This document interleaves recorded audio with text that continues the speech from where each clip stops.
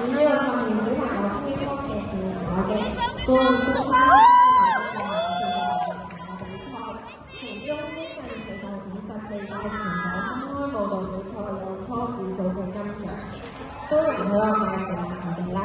佢哋分別係曾志忠、余華希、蕭子瑜、楊新月、余雅晴、大師與鄭橋、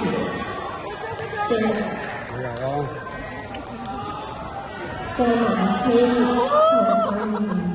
余泰妍、劉心怡、朱國霍之嘉，